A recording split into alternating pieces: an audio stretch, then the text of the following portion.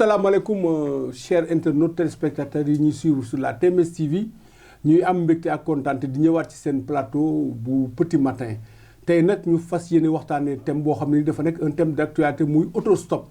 autostop boo leen ko déggee mooy taxaw ci tali bi di ut ku la yóbbaale ndax am na avantage ndax am na inconvénient tey dinaa ci ànd ak ñi nga xam ne tey mooy samay naataangoo nekk fii ci télé bi.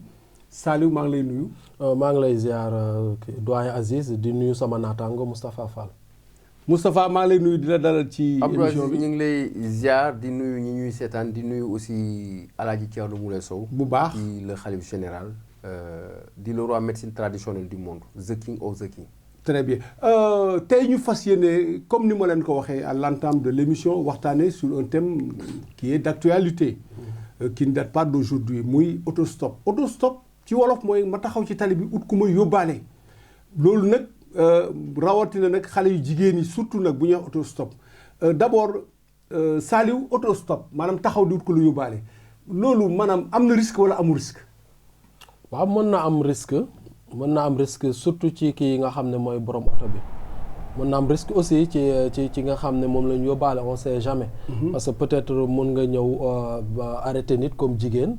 on sait jamais xamuloo ki nga arrêté mu def la naka su dul noonu. yow tamit mën nga yóbbaale nit muy góor muy jigéen mu agressé la wala mu takkal la leneen ak leneen. dëgg donc y a beaucoup de risques. daañu ñëw ci risques yi Moustapha. ndax borom oto war na taxaw ci tali bi gis na ne yóbbaale ko. waaw mën na nekk mais à condition. loolu ci jamono ju njëkk sax. amoon na lu baree bari. mais ci jamono ju ñu nekk nii fi mu ne nii. waaw pour man amul benn avantage. lépp lu tax amul avantage lépp ay risque la. parce que ci jamono ji ñu nekk nga xam ni société bi dafa sooxe complètement jikko yi yàqu. nit ñi xaalis jiital leen. ils sont capables de te faire tout de t'accuser du n'importe quoi de même te tuer rey la ci sa biir oto. rawatina ñi nga xam ne mooy jigéen ñi. di taxaw ci kaw tali bi saa soo leen yóbboo saa su ne mën nañ la tuumaal viol saa su ne mën nañ la tuumaal agression sexuelle saa su ne mën nañ la tuumaal leneen ak leneen moo tax boo xoolee sax on a tendance à ce que gars yi presque bàyyi nañ léegi di yóbbaale. yóbbaale tuñ kenn. waaw maa ngi ñëwaat léegi dégg nga Moustapha li mu wax nee na risque yi ci nekk moo tax loolu dañ ko war a bàyyi ndax dañu war a feetaan nit nga yor oto tey Saliou romb ci tali bi mag mu taxaw war a dem moo xam góor la wala jigéen la boo xam ne nii moom tam war na dem te sa oto kenn nekku ci ndax loolu war na tax yow nga romb ko doo ko jël. non waru ko tax du ma ànd ak Moustapha parce que aussi des fois il faut nga xool ni ngay def. des fois nga def te yàlla tax mun nga xool ñan ngay yóbbaale. du dëgg des fois da ngay gis embouteillage am oto manqué. situation bi difficile surtout période bi ñu nekk mu guddi. léegi nga romb ay nit yow sa oto yow kese yaa fa nekk. te pourtant boo paanoon da ngay bëgg a soxla ñu la pousse wala dara donc war nga mën a xam ñoo xam ne da nga leen di yóbbaale peut-être nag di nga sélectionné mën nga yóbbaale mag. xam naa mag par exemple pa wala mère. xëy na ñooñu duñ la tuumaal dara. donc am na sax ay góor yoo xam nga mën nañ leen yóbbaale aussi yoo xam ne boo xoolee seen morphologie di nga xam ne kii il est correct vraiment il est sans façon war nga ko mën a yóbbaale. dëgg la Moustapha dégg nga li Saliou wax. bu baax a baax maanaam da nga rejeter complètement maanaam le fait nga yóbbaale nit.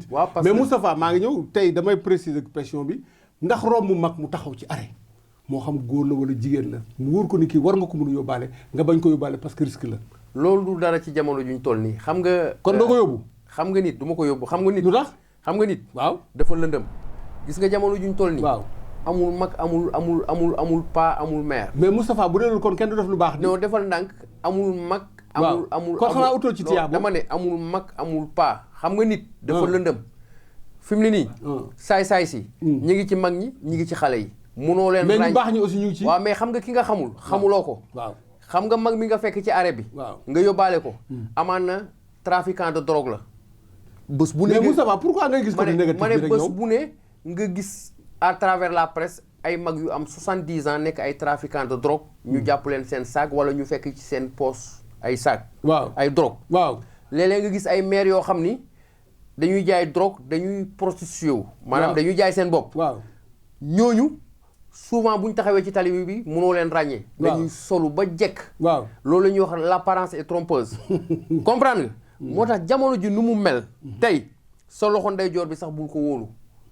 Olof Njaay dafa ne vaut mieux prévenir que guérir jamono ji maanaam moo yàqu ba nga xam ni koo xamul ci circulation bi bu ko yóbbu par mesure de prudence boo bañee am jafe-jafe def lu baax nag mi ngi fi ba léegi mën nga def lu baax ci ki nga xam mën nga def lu baax ci say kon doo def yow lu baax moom doo ko def ci koo xamul non dama ne déet yaa ne mun na def non mais à condition c'est-à-dire def lu baax dafa bëri ay façon waaw mais ñu ci cadre boobu ci cadre bi ñu nekk mais man pour kon doo yóbbaale koo xamul yow mais man pour oto waaw nga yóbbaale koo xamul mais risques yi ci nekk yow xamoo ko sax moo xam bëccëg la moo xam guddi la ak heure bu mu mën a doon ay risques yu mag a mag la dama lay jox benn misaal dafa am benn waay ju mës a yóbbu benn waay koo xam ni paa bu bejaaw yor saagam mais ñu ñëw ba ci poste gendarme bi arrêté commencé fouiller oto bi ñu ubbi saagu paa bi fekk fa drogue bu baree bari bi ñu ubbee saag bi ñu ne paa bi kan moom saag bi mu ne borom oto bee ko moom fekk saag baa ngi nekkoon seen wet te yàlla xam na ni paa bi moom affaire bi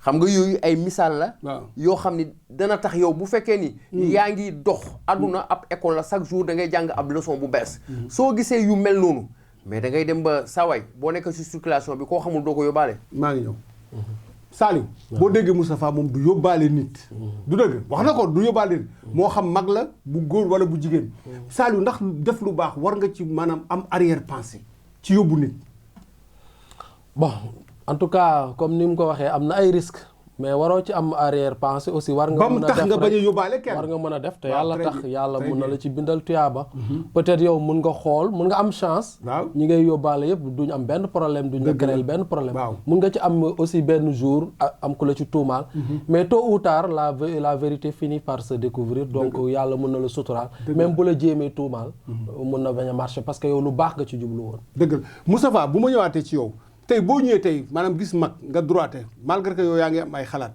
nga ñëw ne ko papa foo jëm la ah doom man de hôpital nangam laa jëm te yow yaa ngi jëm foofu est-ce que loolu warul daal sa xel pour nga yóbbaale ko Abdou Aziz waaw aca ñëwal gis nga dama ne la ci jamono mag yu njëkk ña yooyu yëpp amoon na fi waaw waaye gis nga jamono ji bi ñu nee nii dafa yàqu ba nga xam ni maanaam koo xamul ci circulation bàyyil mu dem même bu fekkee ne mag la am yenn âge yi am 70 ans 80 ans dama la jox exemple dama ne la waaw ku mën a doon ci kaw suuf waaw xam nga tey ce matin dama jot benn information boo xam ne benn mag ju am 69 ans waaw kenn Ndar ñu jàpp ko mu doon tëddee benn xale bu am 6 ans kon dama ne mbir mi tollootul ci affaire mag wala affaire xale problème de comportement la waaw circulation bi yaa ngi yóbbaale koo xam ni xamuloo ko bu yàggee yaa ngi yóbbu sa yaa ngi dugal sa bopp ci musiba lu leer laa la wax parce que mbir mi aajootul ci mag aajootul ci borom bejjaaw c'est-à-dire société bi ni mu tëddee la nit ñi xaalis moo leen jiital ils sont capables de tout muy mag mi muy xale bi man daal xam nga li ma xam circulation bi koo xamul bu ko yóbbaale muy góor di jigéen rawatina nag jigéen moom bul sax laal bul xool bul jege jigéen moom tant que yaa ngi koy yóbbaale xamal ni yaa ngi gasal sa boppu pax mais Saliou Moustapha man day dégg nga li mu wax Moustapha day moom du yóbbu kenn mais Saliou nga yor oto maanaam am loo xam ne ni sa mboroomu jullit amu ko tey nga ñëw taxaw kii sa moroom papa la war sa moroom yaay mu ne maa nga jëm bërëbu fajukaay boo xam ne yow fa nga jëm est-ce que sa xol may na la pour nga bàyyi ko fa malgré son âge non sama xol mayu ma ko dinaa ko yóbbu très bien lu ma ci góobee gar sans arrière pensée non sans arrière pensée parce que aussi ngay daw yow kese ak sa oto waaw wax dëgg yàlla nit ñi ngay romb sax dañ lay mere ñu ne xoolal kii rek mu ngi daw ak oto moom kese te nit ñu ngi fii mënuñu am oto xam nga loolu tamit dafa doy waar donc vraiment mënoo daw ak sa oto yow kese nga bàyyi ay nit xoolal ñi nga war a mën a yóbbu yóbbaale ba jëm sa bopp paaka de moom waaw dégg non maa ngi ñëw yow moom sa oto moom gars yi koy déglu xam leen Moustapha Fall bu yoree oto bu rombee ci tali bu ko kenn arrêté ku ma xamul parce que du yóbbaale kenn ku ma xamul moom du ma la sax xool xammee nañ la parce que yaa ngi ci télévision yi yaa ngi ci rajo yi ñëpp xam nañ ku ma xamul moom kon nag def naa loolu leer na alors léegi moom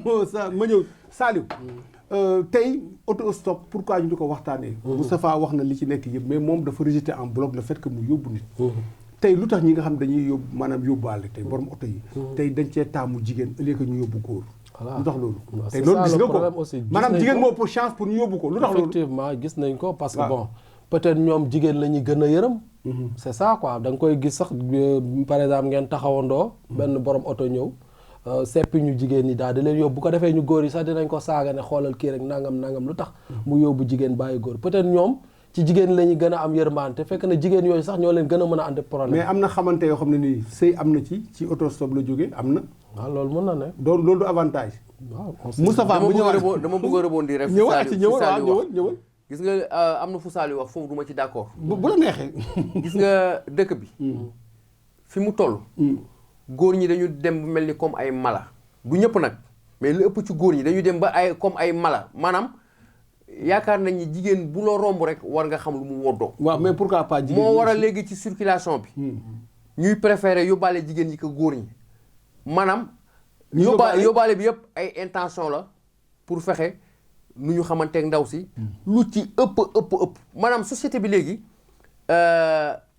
affaire u caay-caay daf ko dominer ba nga xam ni même ci circulation bi lu nit ñi bare gars yi ñi ngi rëbb jigéen ñi pour xool nan la ñu amee occasion yóbbaale jigéen kese amul beneen explication loolu maanaam caay-caay rek ko laal amul leneen amul. mais Moustapha man gis naa ñoo xam ne dañuy ñëw ci arrêt bu ñu ñëwee góor taxaw jigéen taxaw ñu boole leen. ils sont minimes bëriwuñ waaw mais ba tey am na. waaw am na mais bëriwul léegi Moustapha yow daal man dama jàpp ko ne yow doo yóbbaale ko maanaam doo def lu baax doo defal lu baax koo xamut. non maanaam ci affaire yóbbaale. non c'est-à-dire dafa am ci ay contexte am. c'est-à-dire ci affaire non contexte bi ñu nekk laa wax. affaire yóbbaale maanaam yóbbaale. waaw du ma yóbbaale ku ma xamul. waaw tey sa xol warul a mun a may du ma yóbbaale ku ma xamul. waaw maa ngi ñëw. waaw. tey sa xol warul a mun a may. mag na la yóbbaale ma sa xel xaw a jiixi jaaxa nga làmb sa poche yëkkati benn weccet na ko am papa paas. loolu de mënoo ko def waaw loolu moom mën naa ko mën naa jox la. may la nga paas. waaye oto bi. déedéet bu ma la xamul doo ci dugg. Saliou parce que jamono wóoru. waaw. waaw foofu mën naa d'accord ak moom aussi parce que bon il essaie de se protéger quoi parce que on sait jamais comme risques yi bëri nañ. comme li nga wax léegi comportement yi dañu changé mën nga gis mag sax dinañ fi gis ay sëriñ wala ñu tuddee ay imaam ak yooyu ñu dugg ci mbirum drogue peut-être pour se protéger aussi mën na tax moom mu ni man daal je préfère sama oto man kese mais nag dina doy waar trop yow kese cundum ngay daw ak say oto vraiment te kenn nekku ci. mais Saliou jàmm dafa neex de. mais Saliou nga yor oto nga nekk ci tali bi di dem béréb sàngam nga gis situation tali bi ni mel ay nit taxaw bugg a dem mënuñu dem sax fekk am nañu paas sa oto kenn nekku ci. est-ce que loolu jullit war na mën a romb ñooñu bañ leen a mën a dimbale. te yàlla rek tax. sa xolu jullit war na la mën a may tax nga ne yóbbaale nit ñi am ci tuyaaba. dëgg la Moustapha. yaa ngi taxaw fi nga taxawoon ba léegi. fa ma taxaw ba léegi gis nga ki ngay yóbbaale. yow xamuloo ko gis nga sëñ Fallou. da daan wax mu ne lii. kanamu doomu aadama. nee na loolu du nit. nee na lit c'est ça. waaw ka taxaw ci arrêt ba. yor kurusam. waaw wala wéekoo saagam. nga jàpp que ni kii ab sëriñ la wala kii ab kilifa la wala ku correct la fekk ma ngi la lalal ndëgg sërëx boo xam ni bu duggee ci oto bi bu ngeen di départ ngay daanu mooy même diryanke bi taxaw ci oto bi souvent nga gis ko diryanke bu dugg bu rafet solu ba jekk ngeen dugg ngeen ñëw ba bërëb mu yuux nee la jox ma sama 50 000 ñu ne lan. mais Moustapha yow pourquoi côté bu négatif bi ngay xool. waaw parce que jamono ji léegi moo mel noonu. mais nit ñaa ngi def di yóbbaale te yàlla tax Moustapha mais lu ëpp léegi. nit ñi.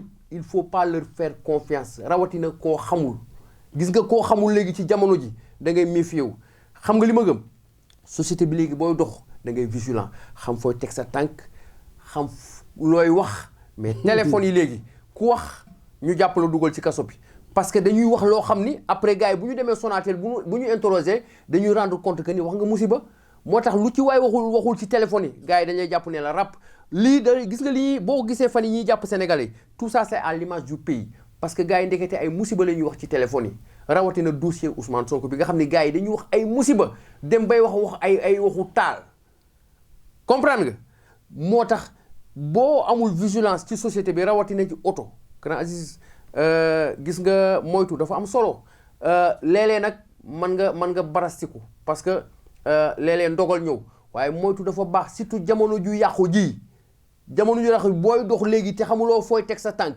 wala xamuloo fooy xool wala xamuloo looy wax non léegi gars yi faagagal la lu leen la wax.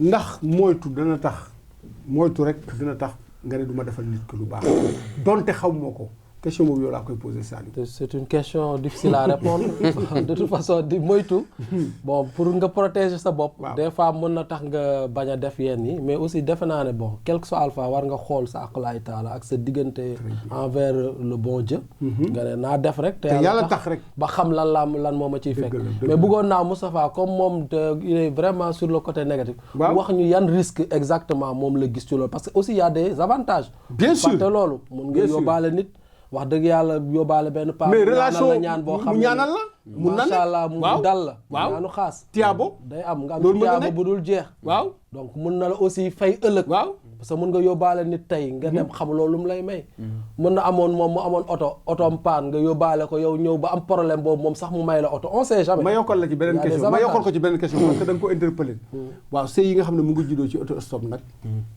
mën na nekk loolu am na waaw dama ne loolu du ay côté positif waaw loolu xam nga concours de circonstance la waaw loolu lépp mën na nekk mais dama ne jamono ji fu ñu toll nii loo mën a ñag sa bopp ñagal sa bopp xam nga ñag sa bopp loo mën a ñag sa bopp ñagal sa bopp soo ko defulee ñaar dana am soit dinañ faat sa bakkan wala dinañ la tuumaal dinañ la taxal rawatina ki nga xam ne xamoo ko gis nga ki nga xamul moom da ngay méfier ci moom ci jamono ji laa wax de bu njëkk nag loolu amul woon mais fi mu ne nii jamono ji ñu toll nii koo xamul da ngay méfier ci moom c'est-à-dire man loolu laa gëm fi mu ne nii man ku ma xamul damay ñàkk sama bopp. mais moom yan risque la gis exactement. waaw risque yooyu lañ bëgg nga ñëwaat ci. mais risques yi bëri na.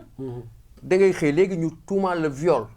boo fa demul. waaw dañuy waxtaan dañ lay tuumaal léegi. mais est-ce que oto nit mën na ci tuumaal nit viol aussi. mais yow ça le problème mu ñu la tuumaal viol waaye xale bu jigéen bi nga yóbbaale ngeen ñëw ba fi mu war a wàcc mu poñe la yuuxu nee la il faut nga jox ma 100 000 wala 50 000 nga ne ko lan la nit ñi daw ñëw mu ne da nga ko yóbboon këram am loo seq ak moom ngeen waxaale 50 000 nga ñëw ba fii nga bëgg koo wàcce bañ koo fay xaalisam loolu du tuuma.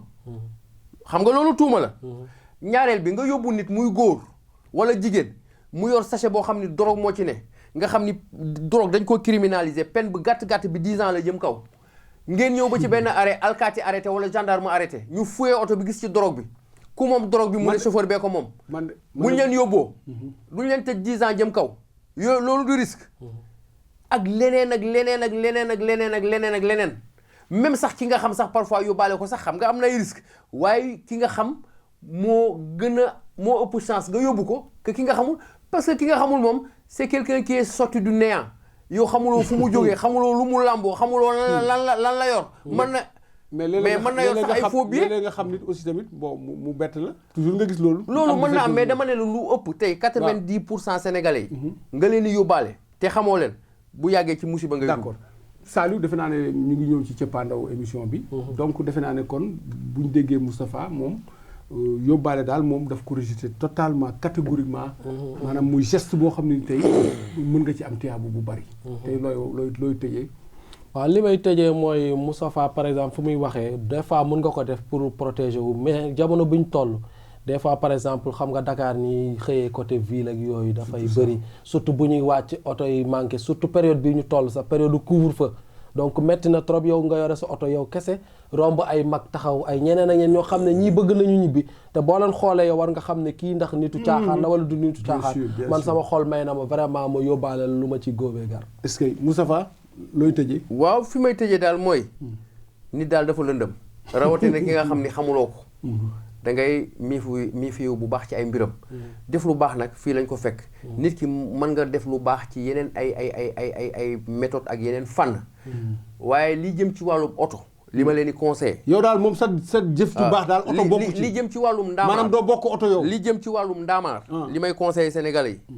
koo xamul boo ko yóbbaale kon xanaa buñ la tegoon boolu lekk ngay lekk nit boo ko xamul doo ko na kaay lekk non bokkul ba tey du tax ba tey bokkul risque yi ci waaw mais ki ngay wax parce que mën na ñëw lekk ëllëg dara jot ko mën na nekk mu ne ci palaatu Moustapha bi laa ko lekkee waaw mën na nekk waaye xam nga di nga ko def wala doo ko def non xam nga mën na ne waaw parce que boobu sax pour man amu risque parce que man may lekk waaw nit mu ñëw lekk waaw kooku man moom xaw ma man waaw gis na ma may lekk waaw kon xam na ni li may lekk nii amul danger waaye oto bi ci la danger bi mais mun na ko lekk jóg après dara métti ko waaw mën na yow la ne mais gis nga oto bi moom dafa am danger donc merci beaucoup voilà donc téléspectateurs yi thème bi lañ leen indiloo noonu muy auto stop maanaam taxaw ci tali bi di wut oto dégg ngeen sama ñaari naatangoo yi liñ ci wax ndax maanaam li nga xam ne moom la Moustapha wax war na tax nit ñi bañ a yóbbaale kenn wala Saliou mi nga xam ne ni moom moo doon tontu ci question boobu nee na moom wax dëgg yàlla en tant que jullit bëgg a def lu baax bu rombi nit xolam may ko mu bàyyi ko fa bañ koo yóbbu donc maintenant yéen nag dañ leen di bàyyi question bi